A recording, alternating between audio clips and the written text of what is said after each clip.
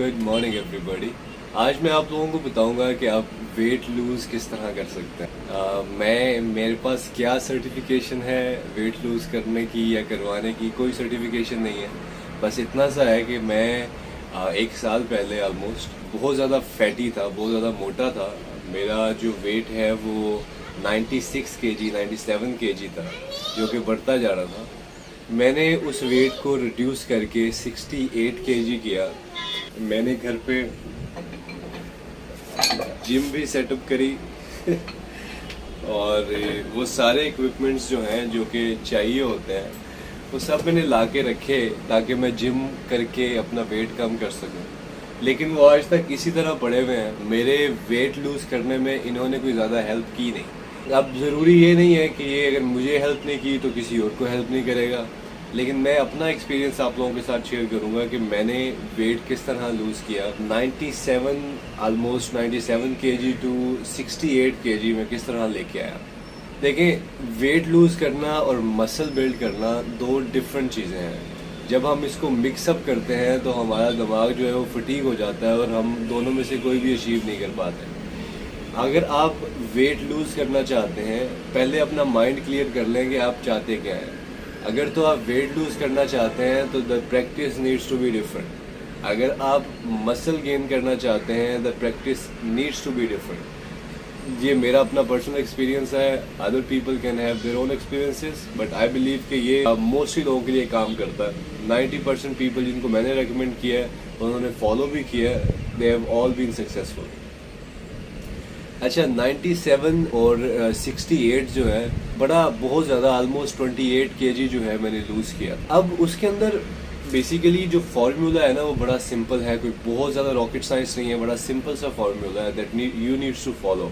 अगर आप उसको कर लेते हैं तो it's very easy to lose weight और आपको कोई जिम विम रनिंग वनिंग नहीं करनी पड़ेगी। आपको सिंपली अपनी ज़िंदगी गुजारनी है and you will be able to lose your weight. वो फार्मूला ये है कि आपने कम खाना है। अब ये बड़े बूढ़े बाबों से हमने सुना हुआ है, अपने बड़ों से भी सुना हुआ है कि भाई कम खाओ कम खाओ कम खाओ।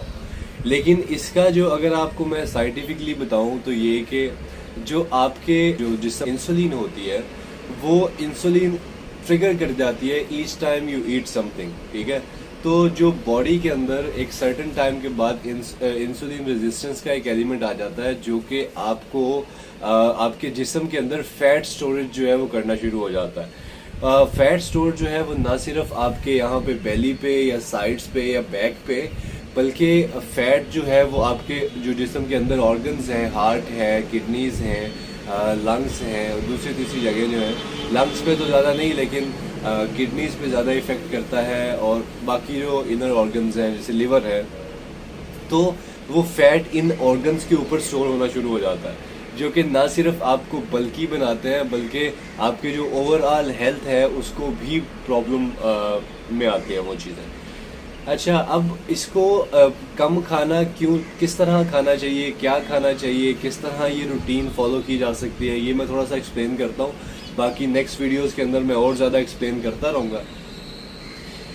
सबसे पहले तो मैं ये कहूँगा कि आपके एक मील के अंदर जो भी आप एक मील खा रहे हैं, फर्स्ट मील अगर आप खाते हैं, लेट्स से आप रात को 12 बजे सोए हैं और सुबह उठ के आप 8-9 बजे खा रहे हैं खाना, तो आपका ऑलमोस्ट 8 से 9 घंटों 10 घंटों का जो है वो डिफरेंस आ जाता है खाने में, ठीक है। तो आप अगर सुबह एक मील खा रहे हैं तो your next meal should be at least about 8 to 9 hour. तो उसके अंदर जो गैप है वो 8 से 9 घंटों का होना चाहिए। जब आप खाना खा रहे हैं तो अच्छे से खाएं, बट आप अगले 8 घंटे कुछ स्नैक नहीं कर सकते, कोई ऐसी आइटम्स जो हैं वो नहीं खा सकते, इवन कि आप शुगरी ड्रिंक्स भी नहीं पी सकते। तो सबसे पहला फार्मूला ये है कि आपके खाने के दौरान 8 घंटे का डिफरेंस होना चाहिए, गैप होना चाहिए, ताकि आपके जिस्म को टाइम मिले कि वो डाइजेस्ट कर सके जो खुराक आपने खाई है। सबसे पहला जो फार्मूला वही है। सेकंड चीज़ वो ये है कि आपने शुगर बिल्कुल एलिमिनेट कर देनी है अपने जिस्म से। अगर if you really want to achieve balanced weight, अगर आप वाकई करना चाहते हैं, अगर नहीं करना चाहते तो find reasons, find ways to get the sugar in और अपनी ज़िंदगी गुजारते रहो। If you actually want to lose weight तो आपको शुगर को ज़ीरो करना पड़ेगा अपनी बॉडी से. इट डजेंट मीन कि 100% ज़ीरो हो जाएगी. You will say, a lot of people would say कि यार शुगर भी चाहिए होती है. आई नो शुगर चाहिए होती है, तो वो जो आप खाने खा रहे होगे 8 घंटों के गैप से, obviously the sugar will be in their. लेकिन जो एडिड ऑन शुगर्स होती हैं चाय में, कॉफ़ी में, केक्स में और ये दूसरी तीसरी चीज़ें, you don't have to eat those stuff, क्योंकि ऑब्वियसली जब आप वो खाओगे it's not gonna work for you. Third number पे ये कि आपने हेल्दी फूड खाना है. हेल्दी से मुराद ये है कि आपने वेजीज कंज्यूम करनी है, आपने फ्रूट कंज्यूम करना है. और अगर आप किसी डायबिटीज़ के या किसी ऐसे दूसरे तीसरे मर्ज के मुब्तला हो मर्ज में, तो आपने क्या करना है, आपने फ्रूट्स भी वो वाले खाने हैं जिनका ग्लाइसेमिक इंडेक्स जो है वो बहुत ज़्यादा नहीं है. दैट मीन्स कि वाटरमेलन आप नहीं खा सकते, आप बनाना नहीं खा सकते. बनाना के बारे में आई वुडंट से कि नहीं खा सकते, बट एप्पल जो है वो नहीं खा सकते.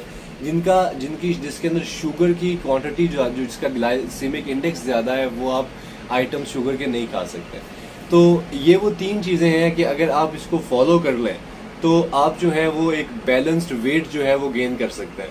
Obviously the next step would be to build muscles and stuff. लेकिन जब आप अपने आप में इतना सा अचीव कर लेंगे कि एक वेट जो आप चाहते थे अगर वो आपका हो जाए, तो now you can move forward to building your muscles and other things that you want to achieve. Next videos के अंदर मैं आप लोगों को एक्सप्लेन करूंगा प्रॉपरली कि आप किस डाइट को लेके ज़्यादा अच्छे रिजल्ट्स ले सकते हो, क्या क्या चीज़ें खानी चाहिए, क्या क्या ड्रिंक्स लेनी चाहिए.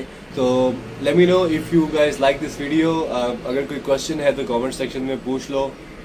अगर किसी ऐसे पॉइंट के बारे में आप चाहते हो कि मैं वीडियो बनाऊं that I haven't discussed today, तो also let me know in the comment section. Thank you so much for watching and have a beautiful day.